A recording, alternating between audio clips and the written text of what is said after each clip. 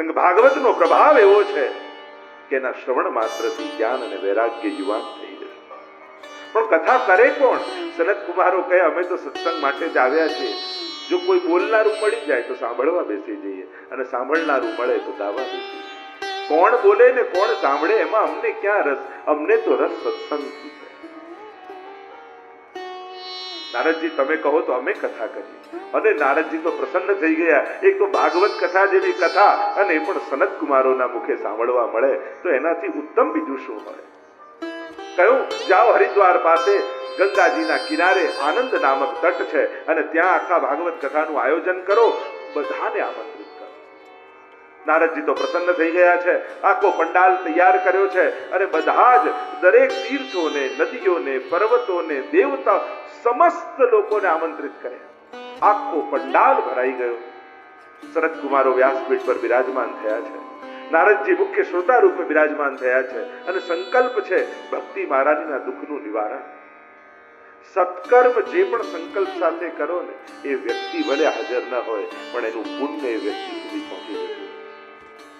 તમે જેના થકી જે નિમિત્તે સત્કર્મ કરો ને, એ નિમિત્ત સુધી એ સત્કર્મનું ફળ પહોંચી જાય. તો કહેતા ને સ્ટેશન પર એક આંધળો ફકીર કંઈક માંગવા નીકળ્યો ને બારી પાસે એક વ્યક્તિ બેઠો હતો, તો ઉપર બર્થમાં સૂતો તો એને 10 રૂપિયા આપ્યા અને કહ્યું કે પેલા અંધ ફકીરને આપી દે. અને પેલા બારીવાળા ફકીરને આપ્યા અને પેલો આશીર્વાદ આપવા લાગ્યો, તું ખૂબ સુખી થા, ધન ધાન્ય થાય, બાળકો સુખી થાય. પેલો કે મેં નથી આપ્યા, ઉપર સૂતો છે એણે આપ્યા છે. ત્યારે પેલા આંધળા ફકીરે કહ્યું કે હું આંધળો છું, મારા આશીર્વાદ આંધળા નથી, એ તો જેણે આપ્યું ત્યાં સુધી પહોંચી જ જવાના.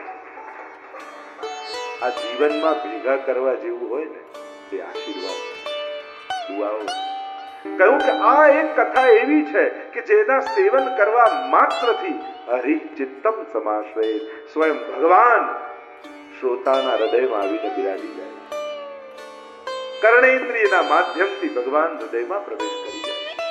એવી આ ભાગવત કથાનો પ્રભાવ.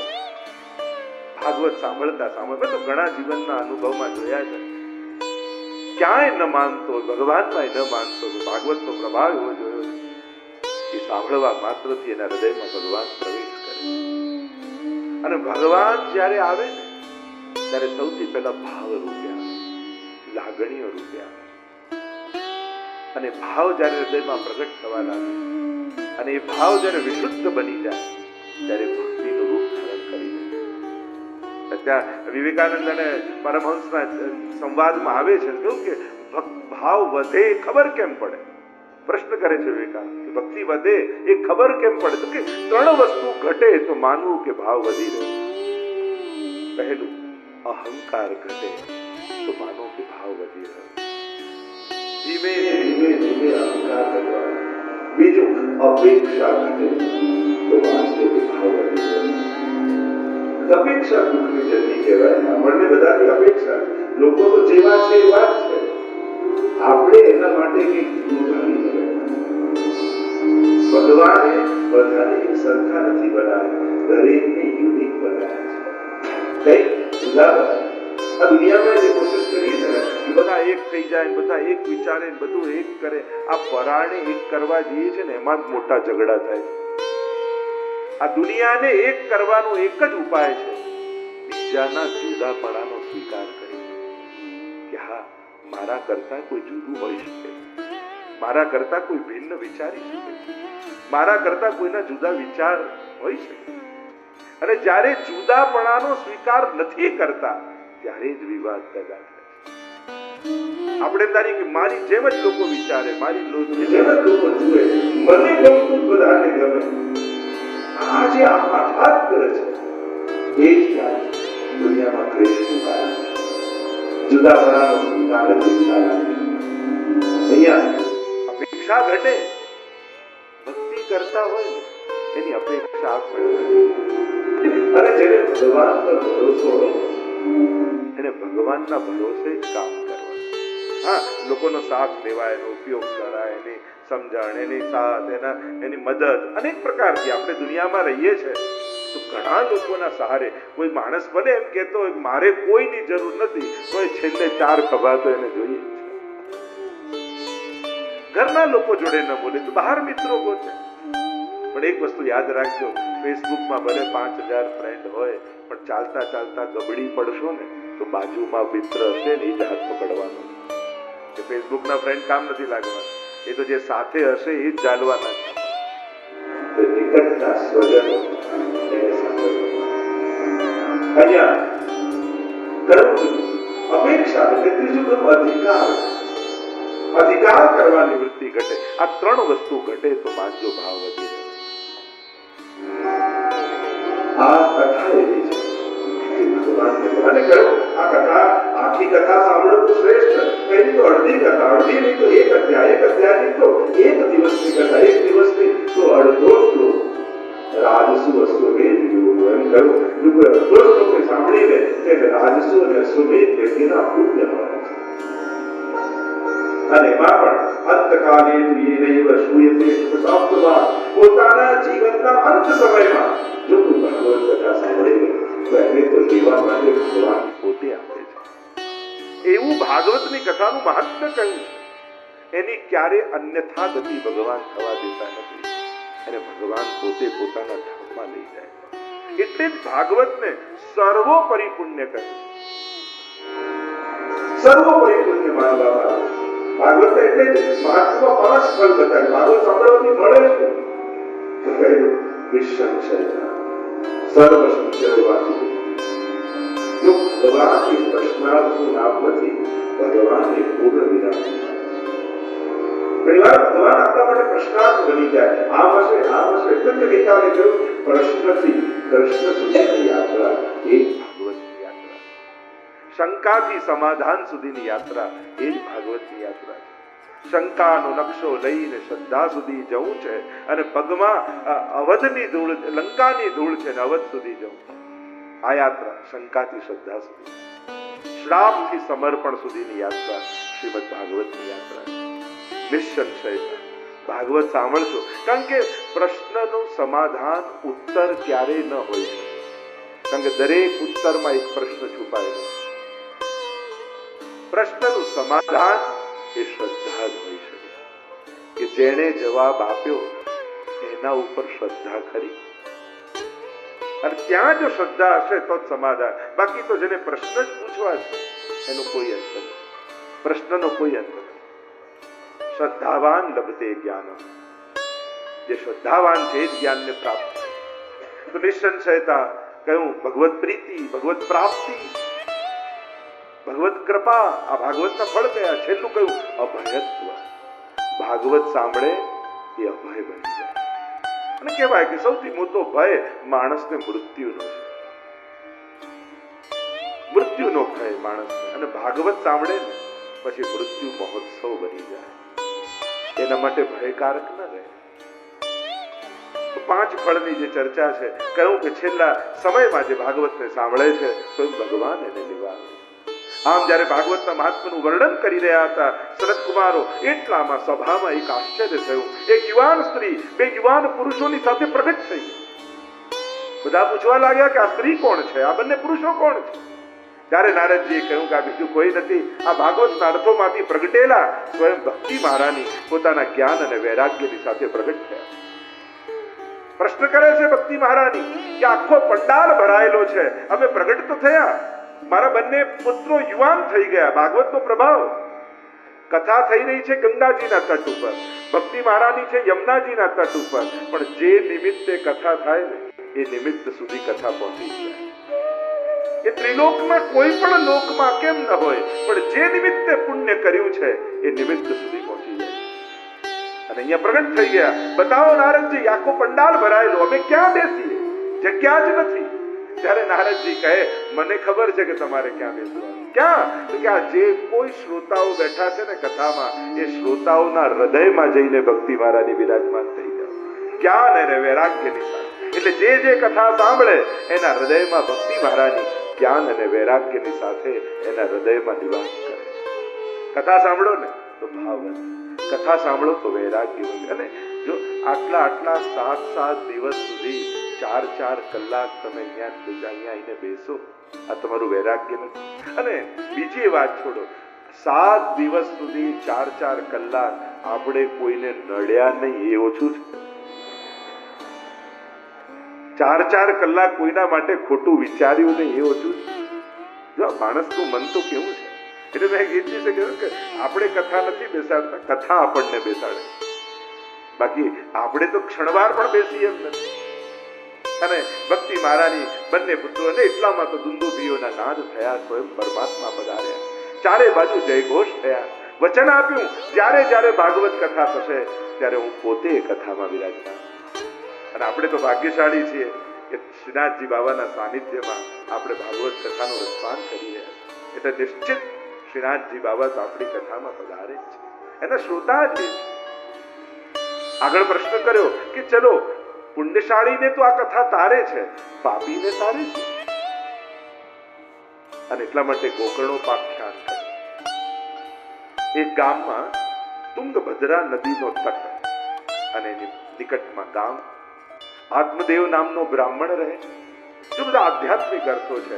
તુંગભદ્રા, તુંગ એટલે શિખર, ભદ્રા એટલે કલ્યાણ, કલ્યાણનું શિખર એટલે આ માનવ દેહ. અને આત્મદેવ નામનો બ્રાહ્મણ એટલે અંદર રહેલો જીવાત્મા. ભગવાને બધું જ આપ્યું છે પણ સંતતિ નથી. અને સંતતિનું દુઃખ એકવાર આત્મદેવને ખૂબ લાગ્યું. એમ થયું કે આટલું બધું કમાયો, ભેગું કર્યું, હવે કોના માટે? જો આ દુનિયામાં બધાને બધું મળતું નથી. અને જન્મ્યા ત્યારે કોઈ કોન્ટ્રાક્ટ કરીને જન્મ્યા હતા કે હું ધારું. જો એક ભગવાનની સૌથી મોટી કૃપા આપણા બધા ઉપર શું છે ખબર? ભગવાનની સૌથી મોટી કૃપા એ છે કે આપણે જે ધાર્યું એ બધું આપણને આપતા. જો ભગવાન એવા આશીર્વાદ આપી દે ને, કાલથી તું જે વિચારે તને મળશે, તો માણસને એના સર્વનાશ માટે એના મન સિવાય બીજા કોઈની જરૂર જ ન પડે. જો એવા આશીર્વાદ મળી જાય કે તું ધારે પૂરું થશે, તો આપણા પતન માટે આપણું મન જ કાફી છે, આપણી ઈચ્છાઓ જ કાફી છે. આ તો એની કૃપા છે કે આપણું ધારેલું એ કરતું નથી. નહીં તો વિચાર કરો, શું આપણે એવા વિવેકી છીએ કે ધારેલું મળે, એવા આશીર્વાદ મળે તો સુખી રહી શકીએ? આપણે જાતે દુઃખો ઉભા કરીએ, આપણે જ આપણું પતન. ભગવાન પાસે એટલું જરૂર માંગજો કે પ્રભુ, મનમાં જ્યારે પાપ કરવાની ઈચ્છા આવે ત્યારે તો સંજોગો ફેરવી અને મને અટકાવી નાખે. મને સફળ થવા દે. મને મારા મન પર કંટ્રોલ નથી. તો કોશિશ કરીશ કે પાપમાં હું સફળ થાઉં. અને જ્યારે પાપ કરવાની ઈચ્છા હોય ત્યારે મારા સુખની સલાહ નથી. પણ હે પરમાત્મા, તું મારા સંજોગો એવા વિપરીત કરી દેજે કે હું મારા પાપમાં સફળ નથી. આત્મદેવને એમ છે કે બસ મારે બધું જીવીને શું કરું? દુનિયામાં બધાને બધું મળવું જરૂરી નથી, પણ જે મળ્યું છે એનો ભગવાનનો પ્રસાદ માની માટે જણાવી. કારણ કે તમે ધારો છો કે આ જો બધી ઈચ્છાઓથી સુખી થા. કોઈ એમ માનતું હોય જો સંતતિથી સુખ હોત તો દુનિયામાં જેને સંતતિ છે બધા સુખી હોત. જો ધનથી સુખ હોત તો જેની પાસે ધન છે બધા જ સુખી હોત. જો ગાડીથી સુખી હોત તો જેની પાસે ગાડી છે બધા સુખી હોત. જો ઘરથી સુખ હોત તો જેની પાસે ઘર છે બધા જ સુખી હોત. બધા સુખી છે.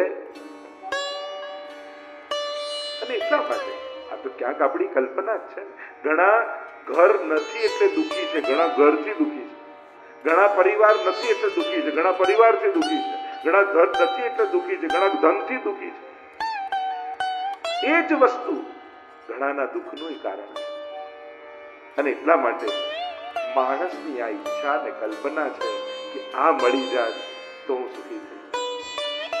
કહ્યું કે હવે જો કોઈ ભોગવનારું નથી તો જીવીને શું કરું? અને એમ નથી કે એને સંતતિ થતી નથી. ભાગવતના મહાત્મ્યમાં એમ સમજાયું, આ ધુંધુલીની પત્ની માં બનવા માંગતી. એની પત્નીનું નામ છે ધુંધુલી. આત્મદેવ એટલે જીવાત્મા, ધુંધુલી એટલે દુર્બુદ્ધિ. અને દુર્બુદ્ધિ જીવાત્માને સત્સંગનું ફળ લેવા દેતી. માણસનું પતન ક્યારે થાય? એની શરૂઆત તો કે જાકો પ્રભુ દારૂણ દુઃખ દે તાકી મતી પહેલે હલે. ભગવાન જેને દુઃખ આપવાનો એની બુદ્ધિ પહેલા લઈ જાય.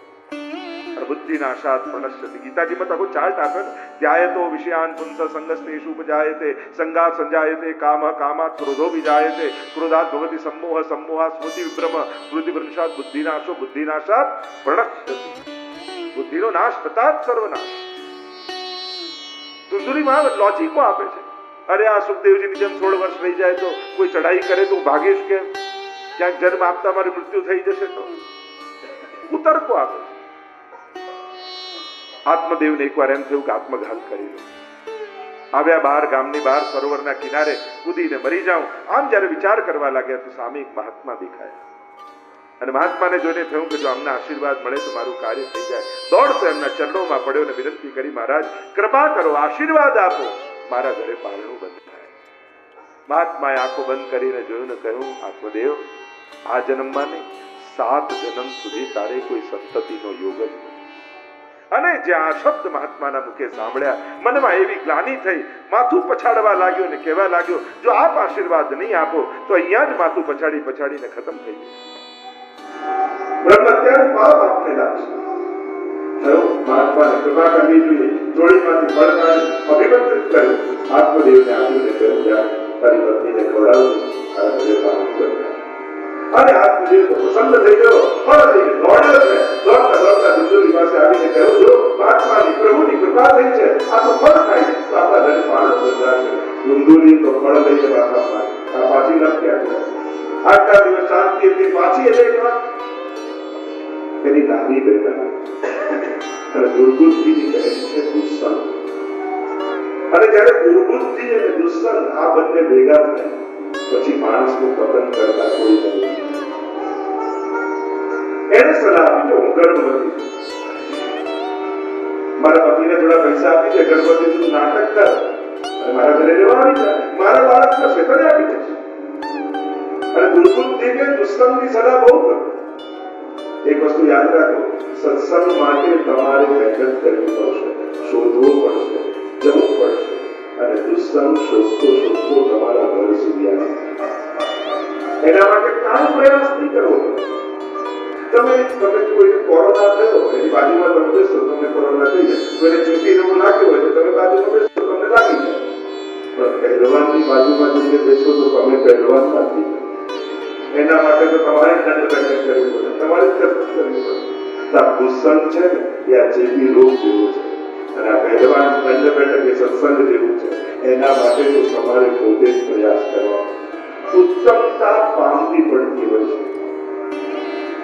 એ મળી નથી જતું. એના માટે પ્રયાસ હોય છે, પરિશ્રમ હોય છે, તપ હોય છે, ત્યારે તેની ઉત્તમતા પ્રાપ્ત થાય છે. દુસ્સંગ તો સામે છે, બગડવું એના માટે કોઈ મહેનત કરવી પડે. શ્લોકો શીખવાડવા હોય તો બેસાડી વડીને છોકરાઓને શીખવાડવા પડે. દાળ શીખવાડવા માટે કોઈને પ્રેક્ટિસ કરાય કે બેટા 2-4 શીખીને જા, ઝઘડો થાય તો કામ લાગે. કોઈને કેવું પડે એ તો આવડી જ જાય. એના માટે કોઈને પ્રયાસ કરવાની જરૂર. શીખવા જેવું છે એના માટે પુરુષાર્થ. કોઈ એમ કે સીધી લીટી દોરીને બતાવ તો મહેનત લાગે, આમ સીધી કરવી હોય તો કેટલો પ્રયાસ લાગે. પણ આડાવડા લીટા જ કરવા એના માટે કોઈ મહેનતની જરૂર ખરી? ઉત્તમ બનવા માટે હંમેશા પ્રયાસ. અને અધમતા તો સહજ છે. મનને તો પાપ ગમે છે. એ તો પાપ, મન તો પાણી જેવું છે, જ્યાં ઢોળો ઢાળ હોય બાજુ જતું રહે.